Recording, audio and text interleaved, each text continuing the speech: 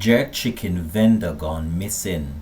Hi again and welcome. This is Links 007 TV News Report, and we'll be right back with the full details to come. Welcome to Links 007 TV News Report, providing you with the best in local and international news updates. This is a place where you can get the most reliable and informative news information. Links 007 TV News Report.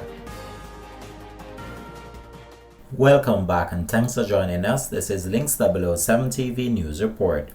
The police are seeking the public's assistance to locate Triston Jones, a jerk chicken vendor who also goes by the name Eddie, who was last seen in Duncan Square last Thursday.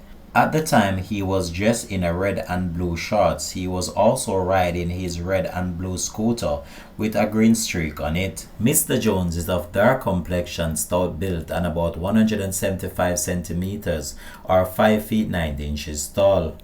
Anyone knowing the whereabouts of Mr. Triston Jones is being asked to contact the Falmouth Police at 876-954-3222.